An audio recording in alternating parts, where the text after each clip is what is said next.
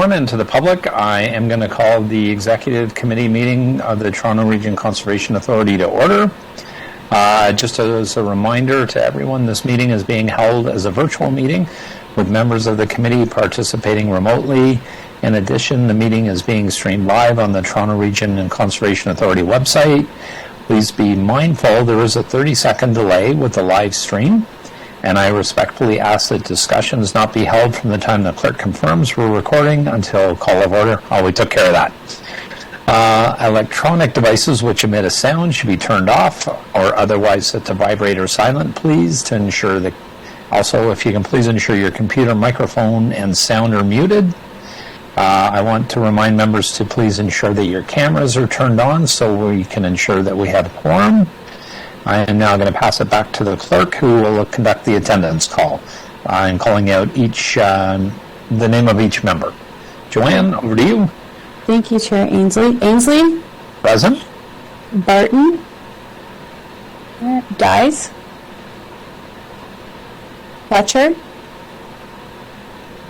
Fonseca? Good morning. Thank you. Hahn? Morning, present. Thank you. Jackson? Good morning, present. Thank you. Morley? Pellegrini? Present. Greetings. Okay. Peruzza? Santos? Thank you. Present. Sachs? Present. Great. Thank you. Thank you, Joanne. We do have a quorum. I would like to acknowledge on behalf of the Board of Directors of the Executive Committee, the members of the Executive Committee, for the acknowledgement of Indigenous territory, that we respectfully acknowledge that we're situated on traditional territories and treaty lands, in particular those of the Mississaugas of the Credit First Nation, as well as the Anishinaabe of the Williams Treaty First Nations, the Huron-Wendat, the Haudenosaunee, and the Métis Nation. As stewards of land and water resources within the Greater Toronto Region, the Toronto and Region Conservation Authority appreciates and respects the history and diversity of the land and is grateful to have the opportunity to work and meet in this territory. At this point, could I have a motion to approve our minutes of meeting number 4 on September 8th, 2023? Moved by Sachs, seconded by Pellegrini. All in favor? That carries. Are there any members of the executive who wish to disclose a pecuniary interest? Seeing none, I'm just going to go through the agenda and see if we have any holds. The first item is 6.1 TRCA roles and responsibilities under the Conservation Authority Act. We do have a presentation by Lori Nelson on that, our Director of Policy Planning, and Barbara Montgomery, our Legal Counsel. So I will hold that in my name. Under the consent agenda, I'll read out each item in the agenda that may be approved on consent. Members of the executive may ask that an item be held so it can be further discussed. If you can please indicate your intention to hold an item verbally, the person that holds the item will be given the opportunity to speak when the item is brought forward. If an item is not held, the motion is deemed to be approved as written and will be recommended for adoption at the October 20th Board of Directors meeting. No further discussion of this item will take place at this meeting after that. So under the consent agenda, under section number 1, items for the Board of Directors action, we have 8.1, discussions on potential TRCA lands to be included in the Exbridge Urban Provincial Park. Hold, please. Sorry, who was that? Diane Sachs. Diane Sachs. Thank you, Diane.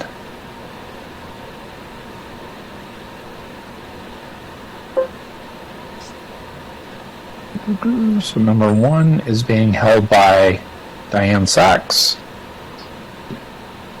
Under section 2, item for the Executive Committee action, we have 9.1, application for a permit pursuant to section 28.0.1 of the Conservation Authorities Act, Minister's Zoning Order, Ontario Regulations 6644/20 at 11260 Western Road in the City of Vaughan. Any holds? Seeing none, can I have a mover? Jackson, and seconded by Fonseca. All in favor? Carried. Under Section 3, items for information of the board, 10.1 is our 2023 mid-year funding and grants program update. 10.2, our 2023 mid-year funding and grants program update. 10.3, 2023 risk program update. Any holds on this section? Could I have a mover? On. Seconded by Santos. All in favor? That carries. Section 4, Ontario Regulations 166/06 as amended, major permits application, regular for approval. We have one item, 11.1, standard delegated permits for receipts, staff approved and issued. Any holds?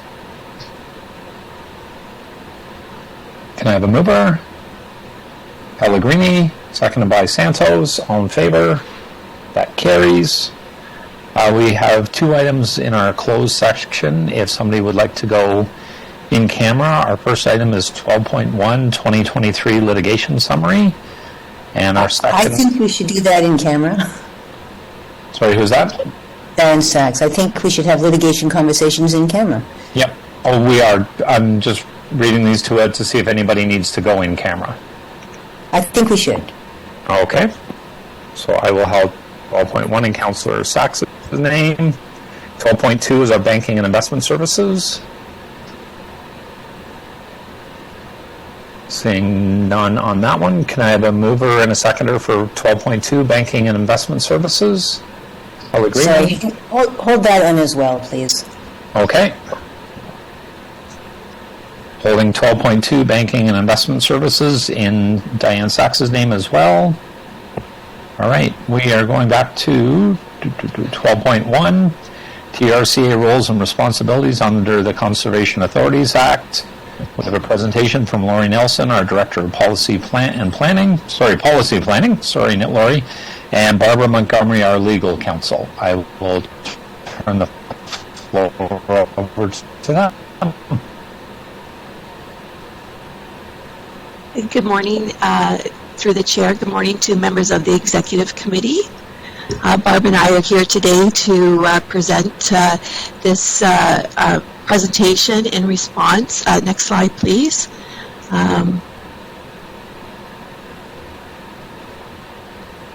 Sorry. If you recall, there was a resolution passed at the June Board of Directors requesting an update, given all the changes that have occurred to the Act, to come forward and bring a report back on our roles and responsibilities. So in order to do that, we'll be going through the legislation. I know that there's a lot of content on the forthcoming slides. You will get a copy of this, and in an effort to get through this in a timely manner, I will be highlighting key elements of those slides. Next slide, please. So, conservation authorities are established under the Conservation Authorities Act and based on a watershed jurisdiction as opposed to a political boundary. And we begin mandate to prevent, eliminate, or reduce the risk of life and property from natural hazards, including flood and erosion hazards. That's a primary mandate that's been delegated to conservation authorities. And there are 36 conservation authorities in Ontario. Next slide. And this just illustrates the 36 conservation authorities, and 95% of Ontarians live within a conservation authority managed area. Next slide, please. Am I the only one that can't see slides? Right, I can see them. Yes, Can't see them, Dave? we can see the slides. We can see Okay, them. I don't, so I'll go out and come back in. Thank you. Okay, just carrying on. Under the Conservation Authorities Act, there is a purpose that is set out in the Act, which is to provide for the organization and delivery of programs and services that further the conservation, restoration, development, and management of natural resources and watersheds in Ontario. In order to achieve that purpose, their objects are also set out in the Conservation Authority, requiring us to have programs and services that are categorized as being mandatory, municipally requested, or those that we've determined to be necessary to for the objects and the purpose of the Act. Next slide, please. Hello? Hello?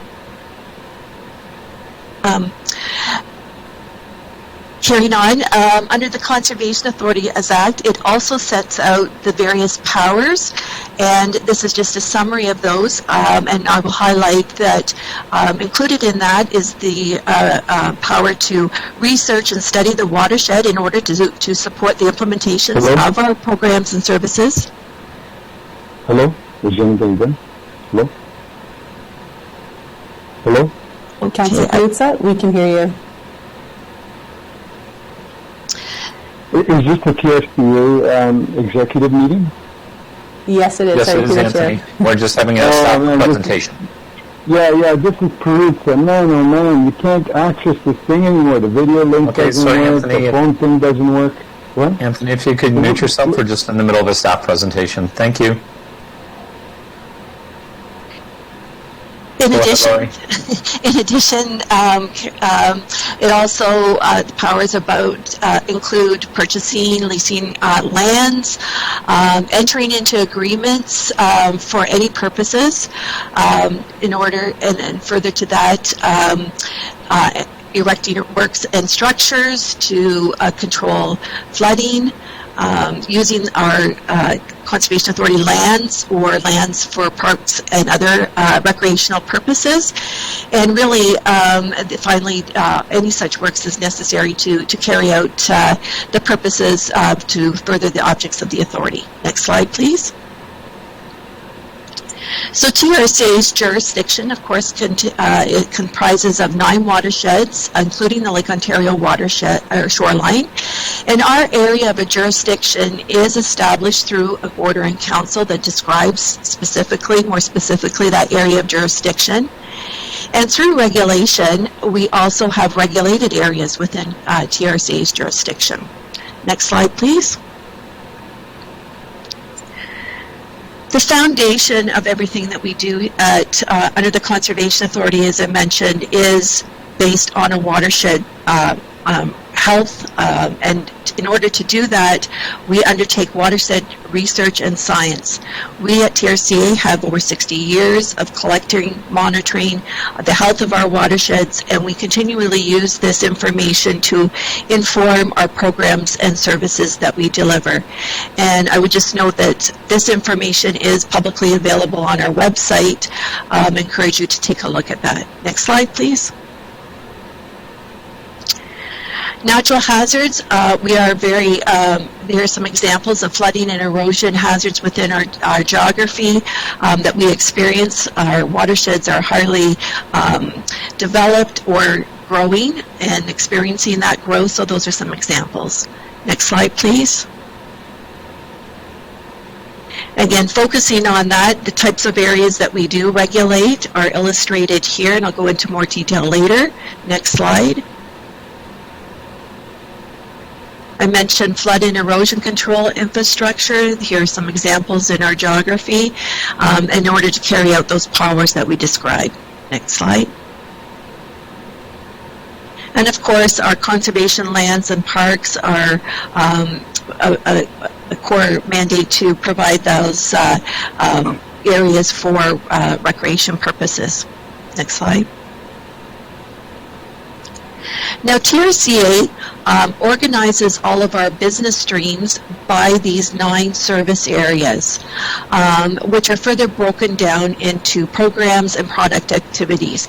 And you would see this in previous presentations. This is how we formulate our budget and communicate our budget information, and it enables us to be really consistent and comparable year to year. Next slide. Now, this is taking those service areas that we implement. This is our organizational reporting structure for TRCA, and I would just want to point out that we definitely work in a very integrated manner. You can see that the various divisions or business units carry out those service areas to accomplish those purposes, objects, and powers of the Conservation Authorities Act.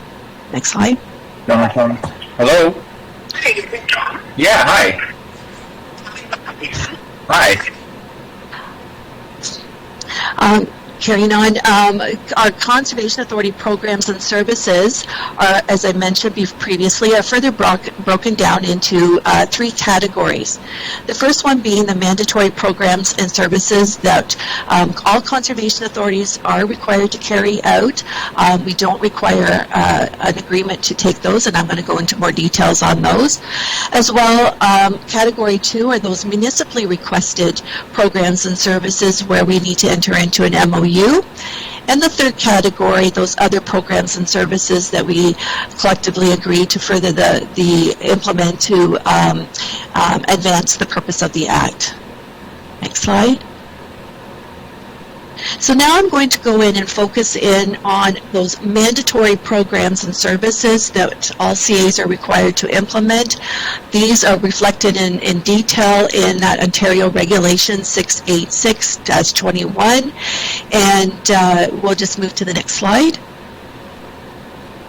Again, I know that there's a lot of text here, but you recall at our last Board of Directors meeting, we brought forward about the requirements to undertake various strategies as part of those mandatory programs and services, and that includes undertaking a watershed-based management strategy.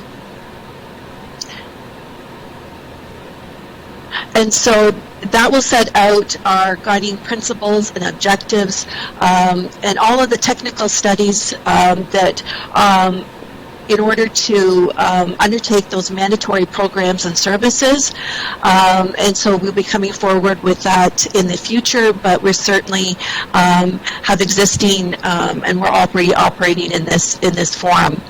So this strategy can also identify some of those Category 2 and 3 programs and services.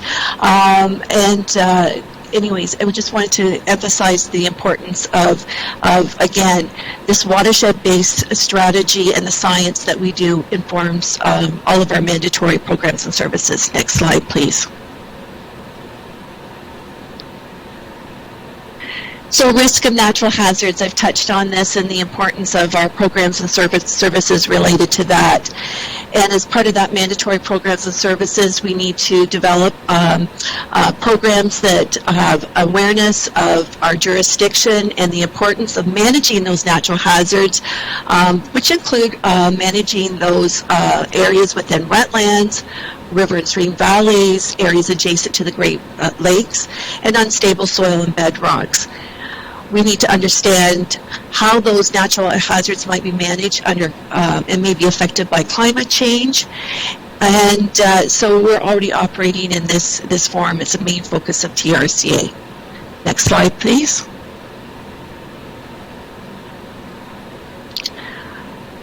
Flood forecasting, hydrology, ice management, again, we are already operating in this forum, but it's very important.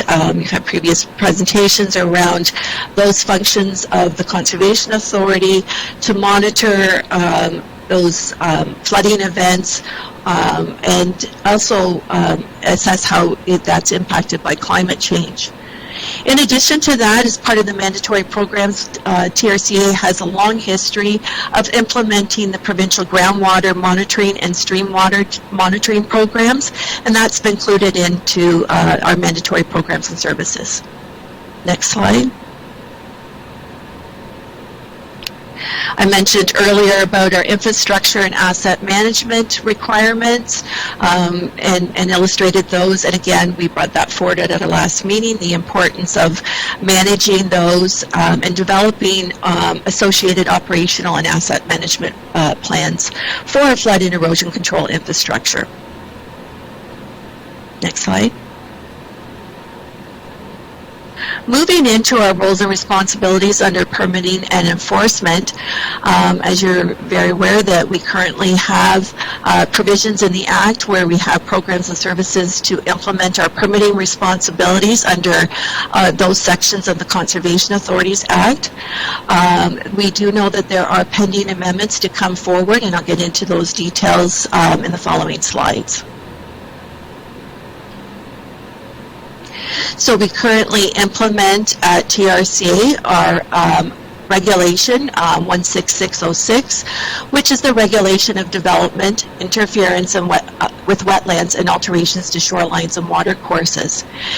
And those, when we implement the decision-making around permit applications, these are the tests that we consider in making those decisions.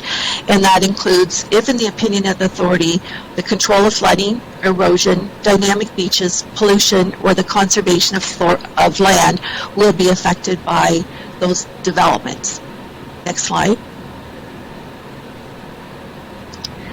There will be coming forward a new province-wide regulation. It has not been released yet, but these are the provisions that will come forward at that time. We will be bringing forward the existing Section 28.1 provisions of the Act, and aspects of those that will be coming forward relate to any exemptions or the requirement for any exemptions related to Planning Act, but we will need regulations to implement those. The amendments set out in the revised sections for issuance of permits has been expanded and includes whether or not the activity will be affected by the control of flooding, erosion, dynamic beach, or unstable soils or bedrock. So we're going to be replacing two of the tests with unstable soil or bedrock.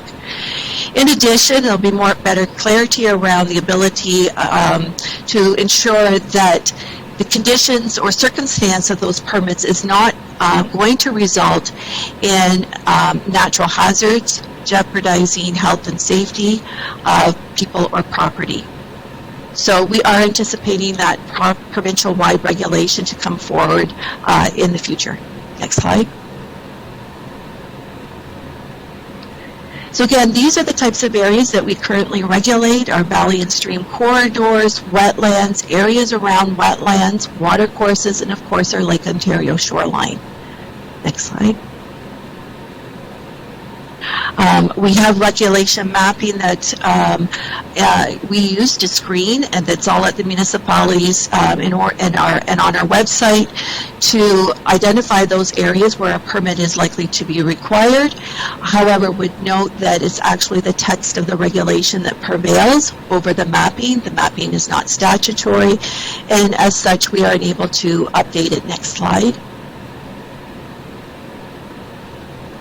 We go through a process every year of updating our regulation mapping to show those areas and areas adjacent to it to ensure that the most current technical information that we have, such as on floodplains, wetlands, are accurately reflected on the mapping and identified so that we just capture those areas. So it's really important that we keep that up to date, and we have that search tool on our website. We have current enforcement provisions. As you're aware, we have an enforcement team that are appointed under the Conservation Authorities Act to enforce the provisions of the regulations as it relates to permits. There are provisions currently around their ability to access property for purposes of following up on a permit, and those are set out here. And we need to follow those. First of all, there has to be an application, or if there's an awareness that there's going to be a significant event as a result of activities that are proceeding without a permission, then our officers are allowed to enter onto the site. Otherwise, we must obtain consent or a warrant. Next slide, please. There will be new enforcement provisions coming forward, and again, we still have the appointment of the enforcement officers. There's a bit more clarity and around the two types of entry that are set out in the new provisions, and we'll be implementing those when those come forward. Next slide, please. So under those new sections, they provide that with a warrant and search, those are limited to where an offense may occur in respect of an offense under the Act, or again, there are reasonable grounds that warrant our staff to go on site. Under the new provisions, which we've been waiting for some time, will be those stop work orders. We currently do not have those provisions in place currently, and we are looking forward to those. In addition to that, there will be new sections coming forward that increase the monetary penalties, including increased fines in the amount of monetary benefit resulting from the offense that might occur. And also what is being carried forward is that provisions about rehabilitation. And so those are achieved through court provisions. Next slide. There's been no substantive changes to the provisions relating to minister zoning orders other than adding in the new community infrastructure and housing accelerated orders. And in those circumstances, we must issue a permit for those minister zoning orders. We can impose conditions, but those conditions may only relate to the tests that are outlined here in red. And as well, any conditions that are created by the development, not only impacting those tests, but whether or not they jeopardize the health and safety or result in damage of property. These particular permits must have agreements with the permittee, and as part of those agreements, they must satisfy those conditions, and those could also include to protect or compensate for ecological impacts where that's applicable. So that's also included in those agreements, and those agreements must be executed before the work's going to occur on site. Next slide. Now, moving forward to our roles and responsibilities under the Planning Act. Again, this is in keeping what we currently do in terms of our responsibility and those delegated responsibilities for reviewing applications to ensure that there is consistency with the natural hazard provisions that are within the provincial policy statement or provincial plans. We are required to apprise the province, the Ministry of Municipal Affairs and Housing, on any applications where the authority is of the opinion that it should be brought to their attention because of if there are any inconsistencies. So in this regard, we're carrying forward what we have done for a number of years, and that's providing technical input and advice on applications for those consistencies, including in the review of special policy areas.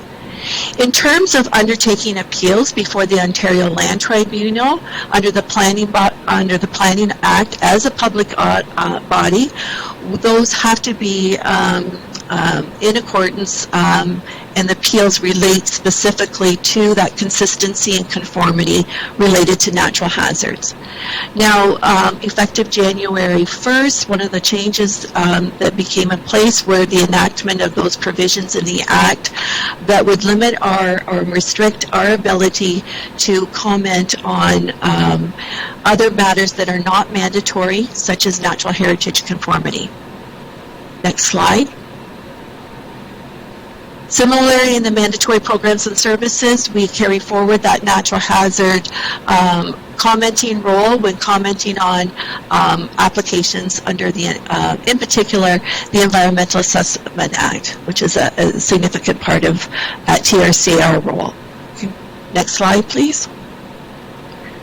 We also have a responsibility under the Clean Water Act The TRCA board sits as members of the Toronto Source Protection Authority, and we are obligated to carry out our responsibilities under the Credit Valley, Toronto and Region, Central Lake Ontario, formerly called the CETC, Source Protection Region Agreement. And part of those duties and responsibilities includes assessing the source protection plan, making sure that the technical information for Toronto's assessment report is current and up to date. And again, through the review of applications, we also provide advice to our municipalities and applicants regarding source protection responsibilities. Next slide. Under land management, the mandatory programs and services speaks to those roles in terms of, fencing, signing, patrolling. We have enforcement responsibilities related to our rules of conduct in our conservation areas. We have responsibilities around maintaining trails. Again, I showed some slides on that provide and support public access and recreational activities in conservation of areas that can be provided without direct supervision of staff. So, and again, we still also have a responsibility that we can comment on planning out the applications impacting matters related to our lands.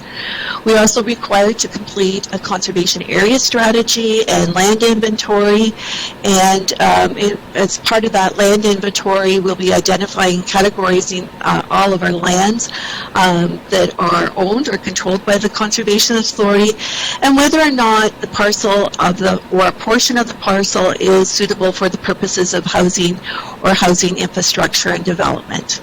Next slide. So now moving into the Category 2 municipal programs and services. Next slide.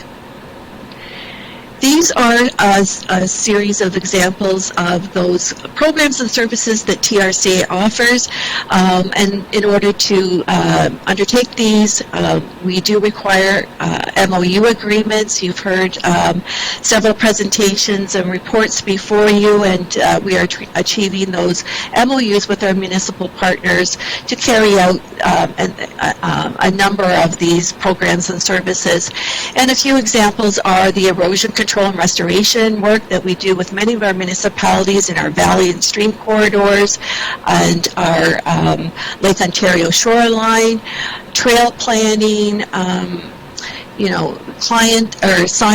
climate science. These are just a few of the examples that we, in order to undertake these, we, as part of our MOU process and consultation during our budgeting process, these are the activities that we require to have MOU agreements. Next slide, please.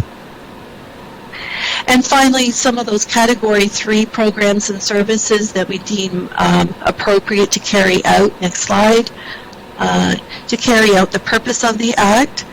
And those are some of the tourism and recreation opportunities that we have for community events, public events, festivals that are carried out on our conservation parks, at the village, and included in those also are some of the education and outreach programs for our schools, communities, again taking place at our field trip locations and facilities.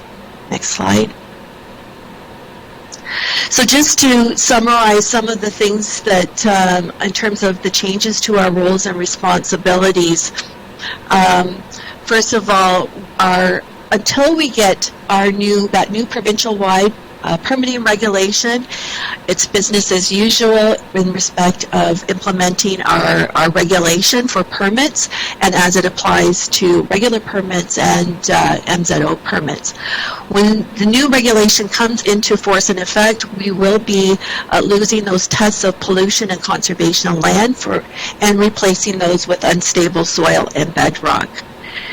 In terms of any exemptions regarding permits, as those relate to Planning Act approvals, Those will not become operative again until we get a regulation that makes those become in effect. The new provisions around non-decision appeals, around permits, and those new provisions that are not yet in effect. So we are still waiting for a number of things to come forward on the permitting side. In terms of the planning, I noted that the new restriction on commenting that has come into force since January 1, and as well as any restrictions related to party status, and those are restricted to those natural hazard functions and roles. And final slide. So just to summarize, we are continuing to deliver on all of the mandatory programs and services in accordance with the regulations and the Act. And we will continue to meet all other legislative and regulatory requirements related to budget, municipal levy apportionment, including entering into those MOU agreements to deliver and fund those non-mandatory programs and services. And that concludes the presentation. All right. Thank you, Lori. Lots of information in there. Questions on the presentation?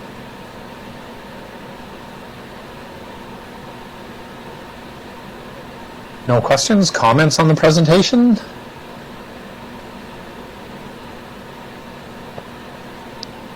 Seeing none. Thank you very much, Lori. John, did you have anything, or? No, I just wanted to say thank you so much, Lori, but I also appreciate the board's interest and understanding all of the, I know this was a request from Linda Jackson on this, and I think it was very helpful for us to to go through some of this and update everyone. And I think it's a great board orientation piece going forward into the future when we have new members coming onto our board and our executive committee. I think this would be very valuable. So thank you so much, Lori and Barbara, for the very thorough review and presentation on this. Thank you.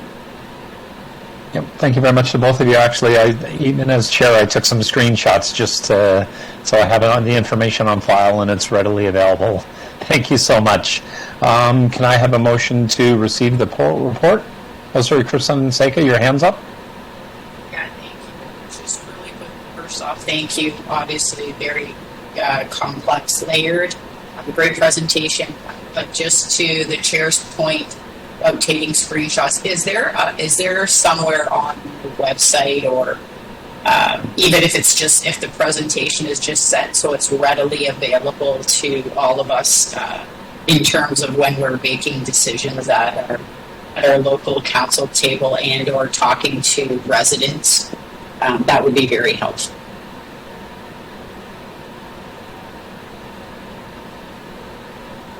Thanks. And I think it will become part of the record on this, and will be part of this record of this meeting. And absolutely, we can also take the step of sending it around as well. Councilor Fonseca. Excellent. Thank you, John. And thank you once again to Lori and Barbara. Can I have a motion to receive the report? Mr. Chair. Yeah. Sorry. Sorry, Linda Jackson? Sorry, I see your hand, Linda. Sorry. That's okay. You may not have a full screen. Thank you, Mr. Chair, and I want to thank Lori for the presentation. I think it was well done. But just for those of you who have access to eScribe, I was following it along on eScribe. The presentation is already on eScribe, so if you want to pick it up. But with that, thank you, Lori, and all your team. I know you didn't do it alone, and there's a lot of people behind you who did that, so thank you to your whole team for putting this together. I think it was, as the Chair was mentioning, extremely important to just go through this. So with that, Mr. Chair, it would be my pleasure to move the presentation with thanks. Thank you, Linda. All in favor of receiving the presentation? And that carries. Our next item. Sorry, through the chair, sorry to interrupt, but we just need a mover for that item. Sorry, Linda Jackson's going to move it. Okay. And do I need a seconder? No, through the chair you don't, just movers for the exec. Yep. Okay, perfect. Thank you. And then our next, all in favor? That carries. Our next item is under Section 1, 8.1, discussion of potential TRCA lands to be included in the Exbridge Urban Provincial Park. Was held by Diane Sachs. Diane, do you have questions of staff?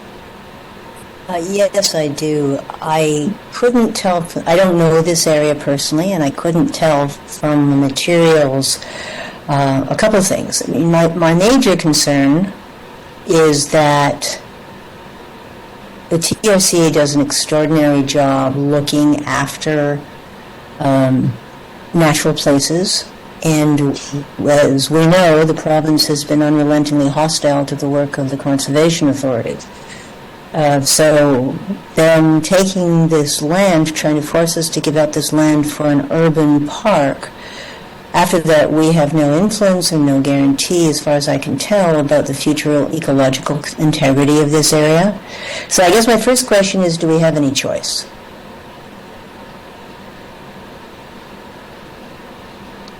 So through the chair, this is that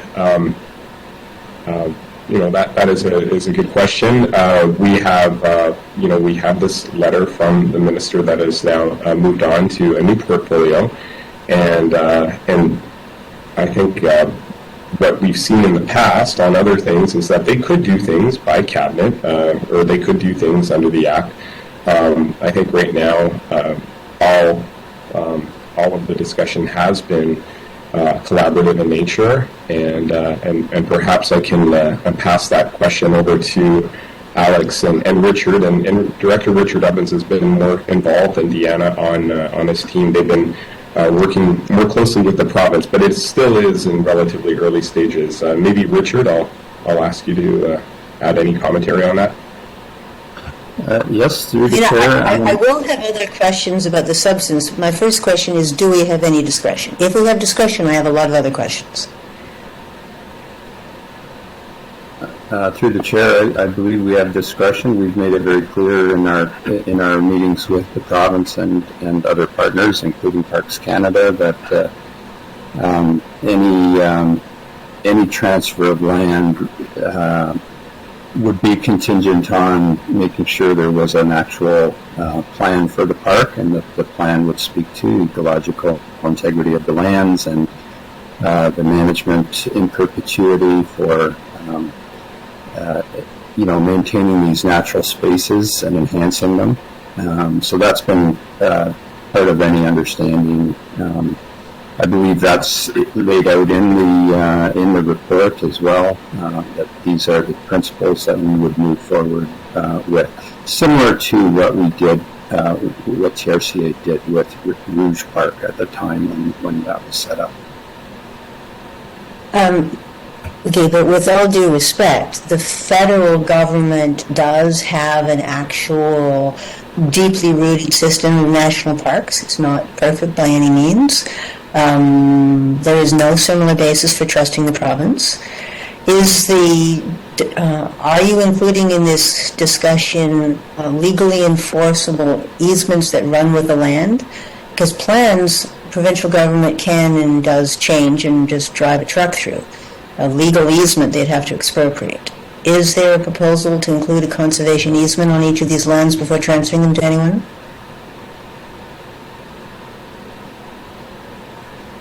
So through the chair, I think one of the it's something that we are undertaking due diligence, because there actually are probably some easements for the donated lands, and there's some other elements present. There's existing agreements that we have on the sites, but I think it's obviously ultimately, and I'll defer to our legal counsel Barbara. The province can, through legislation, impose their will if necessary. I think right now we're entering into a process where we want to make sure that we have an understanding that we do want to make sure that this is protected in terms of ecological integrity, community benefits. We've also raised the issue of accessibility. I know the Vice Chair has also raised that, and that's an important community concern of experts. So there are a number of things that we put on the table right now, but ultimately the province, if they want to impose their will, could impose their will for a number of these properties if there isn't some of those existing arrangements and agreements. But maybe I'll ask Barbara to add to that. Barbara's on here. Here I am. So certainly TRCA staff will be having discussions, and as Richard mentioned, talking about future plans for the park. Those things can be secured through an agreement between the parties. At the same time, what John said is 100% true. The province can impose their will either through expropriating lands from TRCA. There may be conservation easements that exist. Conservation easements could be put on certain portions of the land. However, there's also a provincial scheme that governs conservation easements. Generally speaking, they can't be released without the consent of the conservation body, which can be a conservation authority, municipality, or a couple of other types of entities, and the consent of the Minister of Natural Resources. So that does give the ability for the province to get out of conservation easements should they be applied now, and a different conservation body aside from TRCA we're standing in the shoes of the other party to the easement or restrictive covenant. That said, it's certainly possible to negotiate robust agreements in terms of ensuring implementation interests of both parties. TRCA, I would imagine, I'm not familiar with the lands that are being contemplated, but certainly the investments that have been put into those lands, we would be wanting to see them secured for the benefit of all of Ontario. However, as John said, the province can do what they wish to do, and in this instance, I think staff are seeing there are benefits to working together, to seeing how to bring an expansion to the park system generally in that Uxbridge area. Well, I don't think anybody here is under any delusion that the province always has the ability to do even worse things, and has demonstrated that on the back of the TRCA many times since 2018. But that doesn't mean that we should be going along trusting and hoping that maybe this time they're going to be different. So I don't see in the materials a rationale as to why we should do this. I don't see any analysis of benefits to our objectives, which include at the moment, as they should, pollution and conservation of land. I don't see anything that shows that we're doing everything possible to make it difficult for these lands to lose their ecological integrity, and so I don't think there's enough of a basis here for us to approve this item. It seems to me to be going too much on faith and trust, and okay, there's going to be a plan, which has, as you know, no legal force and no necessary duration. So I suggest that we send this back to staff and ask for a better presentation of what are the benefits to our objectives and what steps we can take to tie up the land as much as possible, recognizing the province can always drive a tank through anything we do. But we shouldn't be giving up anything voluntarily, I believe. If we are going to transfer the lands, I suggest there should have to be a good reason and every possible precaution to protect them. And I don't see that yet. Am I missing something here?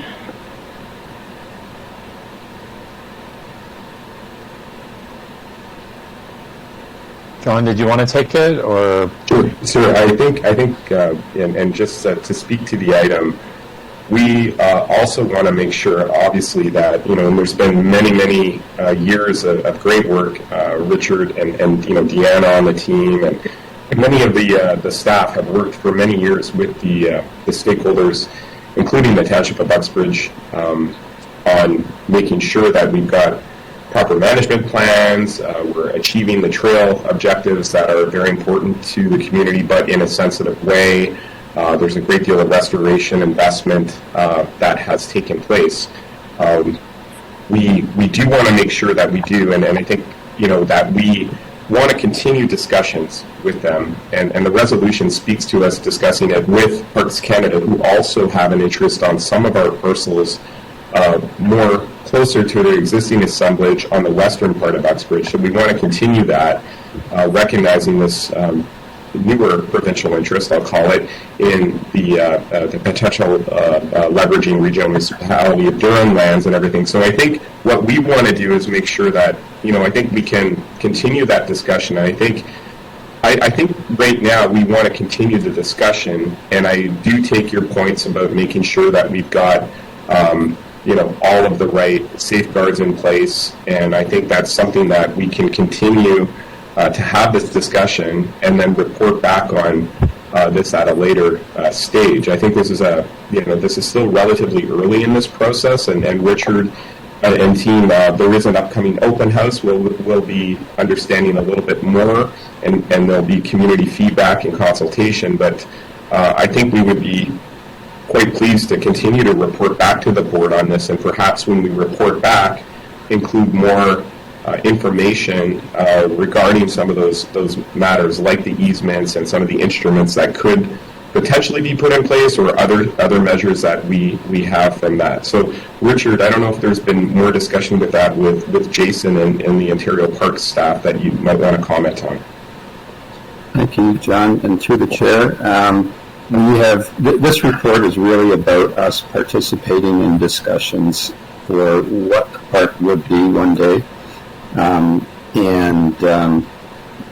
then there's no transfer of lands until we would come back and present the whole rationale for doing so if and when we get to that point. We're very early days right now. There's no master plan for this park yet. We're on October the 23rd. The Ontario Parks is hosting an open house in Uxbridge to get public input on what this park would be, or could potentially be, and what are the sort of visions that people have. And it's so far mostly been discussions about the robust trail network that's there, and the knitting together under one management plan of many different parcels of land owned by many different landowners, including the province, and et cetera. So it's really early days. This is about discussing the potential for a provincial park, a new provincial park that would have a management plan that would be understood by all when land transfers are taking place. So we will definitely be coming back to the board if and when we get to that point where land transfers would take place or would be recommended or not. So that would be in the future, but these are very early days. These discussions have started this summer, and the first open house will be October 23rd, organized by Ontario Parks and MECP. Okay, thank you, Richard. Sorry, Linda Jackson, I see your hand up. Yes, Mr. Chair, thank you. What I find very unfortunate is that Vice Chair Barton is not on this call. Let's all remember. I am on the call. Just. Mr. Mayor, I don't. You aren't you there. You don't see me because I haven't been speaking yet. My hand is up. I'm ready to go. Yep, he's next. All right. Well, you know what? There. You are. I wonder whether you're still racing cars around Goodwood, but that's another sidebar. So, I guess. Did you want Dave Barton to go first, or? I'll just very quickly say, since the mayor is here and he's the vice chair, and if he had any concerns, he would know this area very well. And it's unfortunate we have comments that are, he knows it. I didn't realize, Mr. Mayor, you were on the call. I support staff's recommendation, and I was, staff has done a lot of work. It is stated that it's the early stages, and being as vice chair, I'm sure you were briefed on this report, and if you were upset about it, you would have said something. So I was going to move staff's recommendation, Mr. Chair, but since I see His Worship on the line, I will concede the floor to him. Those are my comments, but I do support staff's recommendation going ahead. Okay, thank you, Linda. Dave Barton, you have the floor. Hey, thank you very much, Mr. Chair. Folks, I just want to chat a little bit about the vision so far in this park, and we're getting a lot of public consultation, as we speak, and more to come. But as a trail user in the area, as the mayor of the municipality, where these areas all, seem to kind of mix together, from a user experience standpoint, on a single mountain bike ride, you might go from provincial lands to Durham regional lands to Oxford lands and then TRCA lands. And what we're trying to do with this under one entity is actually have it all linked together under one marketing group, hopefully under one ownership group at one point. But it's so that we build infrastructure appropriately around the area, and that we don't have competing interests. TRCA don't build something right next to something that Durham Region does. Now, folks, Peter Bethenfalvy's calling me. I'm going to step off, if that works. Give me just a second, okay?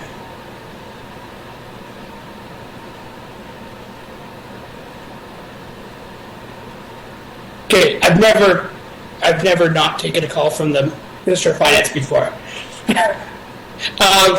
Anyway, folks, so that's where we're at. We want to make sure that this is totally seamless, and these are really early stages. Oxford are having these same negotiations with the province as we speak, as well as TRCA and Durham Region. So I think what we need to do is keep on talking, find the best way forward, and do so in a non-confrontational way that protects the lands, that makes sure the user experience is amazing, and the goal here is to get people outside in nature, within 30 minutes of their homes all over the GTA. So that's where we're at. I apologize for not being part of the call.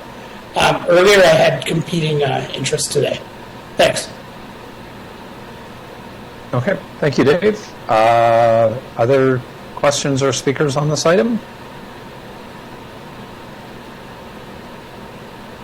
Seeing none, so Dave, you are moving the recommendations in this report? Mr. Chair, I did want to say something. Okay, sorry, Diane Sachs? Yes, thank you. Yes, thank you for the comments that have been made so far. I do understand that what's coming to us is a recommendation for discussion and public consultation, but it has the air of an approval in principle or some kind of general support.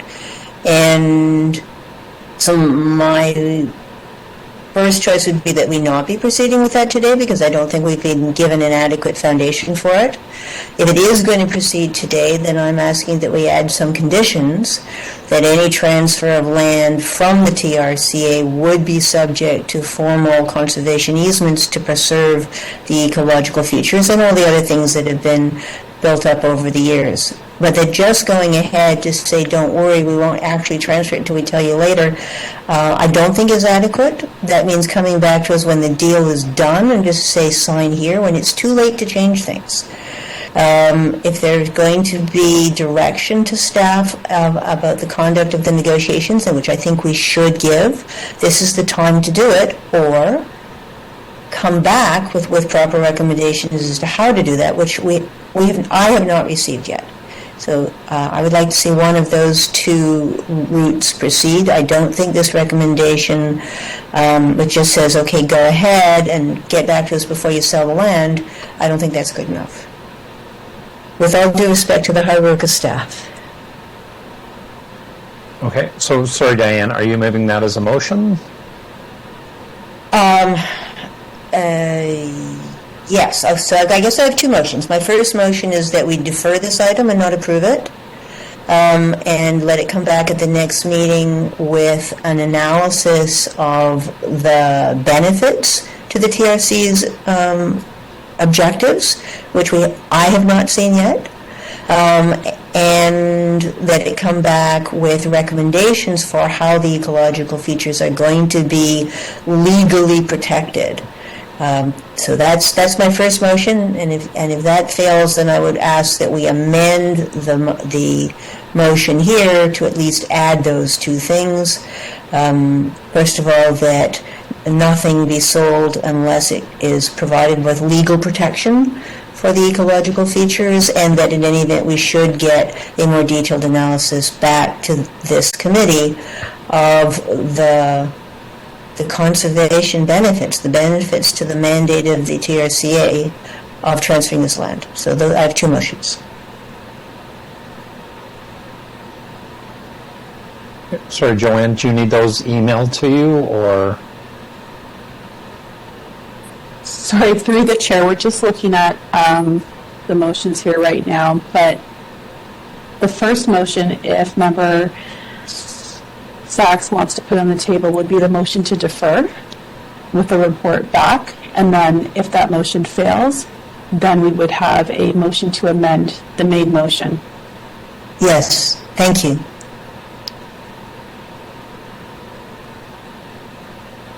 Okay, so we have a motion to defer. Sorry, Mayor Pellegrini, do you have questions of the mover? Well, no, more to staff. The question is this, we've transferred lands multiple times. Is this any different than what we've done in the past? Through the chair, there's been transfers, correct, and there's been some large-scale transfers with the Rouge National Urban Park transfer is probably the most analogous to this. That was cabinet directed. It was something where both the provincial and federal governments were on board with an approach, and we were part of that in terms of the operationalizing that related to our portfolio. So that was a large-scale one that we've done, and then we have, we have been part of that. This is a bit different, where we're still looking at the mechanisms and understanding that, and we have Parks Canada interest on some of our parcels on the west side of Uxbridge, and then on this east side of Uxbridge, and a little bit into the very, very northeast part of Pickering. There's this interest now, or renewed interest in the provincial government in this area and looking at that. So it's a little bit different, but we have done transfers, and we have done some larger transfers, mostly related, and most relevant one would be that Rouge National Urban Park transfer. Okay, thank you. Questions of the mover on a deferral? Anybody wish to speak to the deferral? Dave Barton? Hey, thank you very much, Mr. Chair. This is going to be a long process. I think the last time we moved lands from TRCA to the Rouge, it took almost a decade for some of the lands to move. I think anything we do from this executive standpoint to slow that down is probably a mistake. There would be lots of conversations on this moving forward. And again, this is in my backyard. I know the lands very, very well, and I'm part of this conversation on multiple levels. This is good for Uxbridge, and I don't think this body should defer this. I don't support that. I support adding the second motion. I would support that, making sure that the lands are better protected in the future than now. I would support, but deferring these conversations and slowing it down, I don't support. Thank you. Okay, thank you, Dave Barton. Other speakers on the deferral? Seeing none, so we will vote on the deferral. All in favor of the deferral? Opposed? Opposed. And the motion does not carry. And the second motion, all in favor? Sorry, through the chair, just to interrupt. The first motion was the motion to defer, and I'll just kind of read it out. That just lost that the executive committee defer the report to the next available executive committee meeting following an update on the analysis and benefits of TRCA's objectives and how ecological features will be legally protected. So that was the first motion. If there is another motion, it would be the original motion with an amendment. So you would need a mover for an amendment to the original motion. Okay, and I thought Diane Sachs was moving the amendment to the original motion. we just have to, sorry through the chair, we just had to wait for her to move that amendment because we just need it through on the record that way. Okay. Diane Sachs? Yes, I move that amendment that we add to staff's proposal a requirement for report back with an analysis of the benefits and disadvantages of the proposal to the TRC's mandate, and with a description of the measures that will be taken to ensure permanent legal protection of the ecological features of the lands.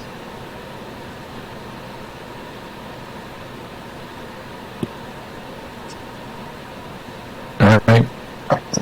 All in favor? Sorry, Linda Jackson, I see her hand. Questions of the mover? Mr. Chair, I believe the Mayor Barton wishes to speak. I'll yield the floor to him. Okay. Dave Barton?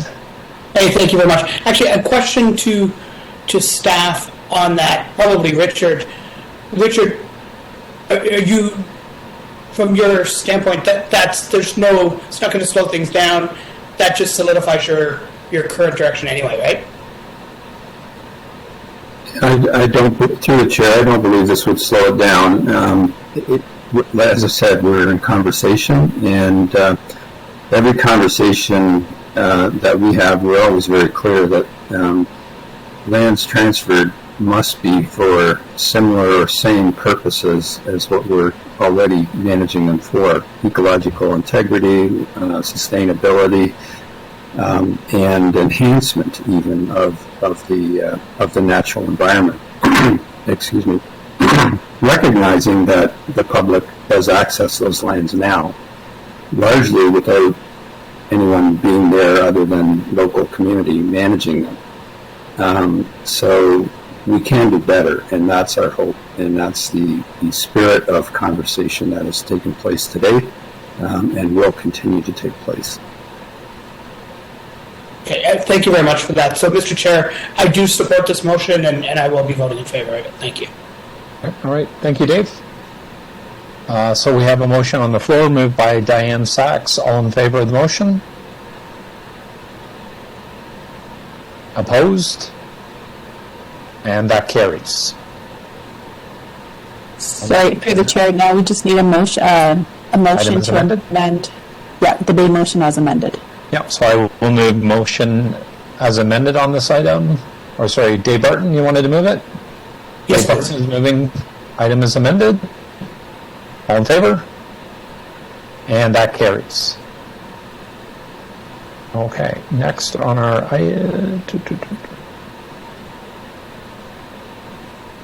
So next on our agenda is our closed session. We have two items in our closed session: 12.1 2023 litigation summary and 12.2 banking and investment services, both held by Diane Sachs. I am going to move a motion that the executive committee move into closed session pursuant to 12.1 section C.4.2e of the TRCA Board of Directors Administrative Bylaw to discuss item 12.1 2023 litigation summary, as the subject matter consists of litigation or potential litigation, including matters before administrative tribunals affecting the Toronto Region and Conservation Authority, and 12.2 pursuant to subsection C.4.2k of the TRCA's Board of Directors Administrative Bylaw, as the subject matter relates to a trade secret or scientific, technical, commercial, or financial information that belongs to the Toronto Region Conservation Authority and who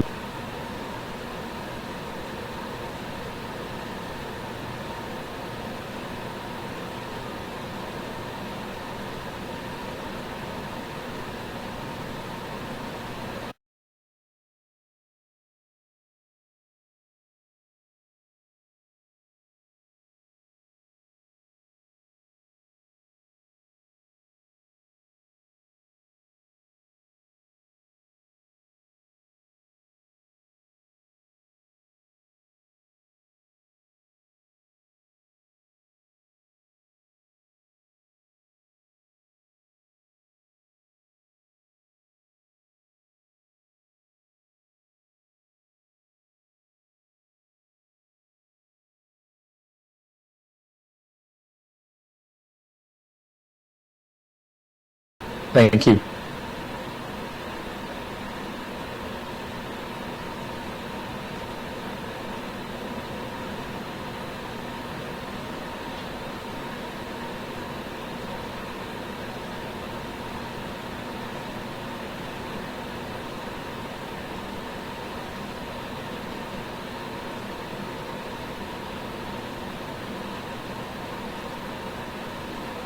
Are we good to go, Joanne? Sorry, through the chair, we just have a few more seconds delay. No problem. Let me know.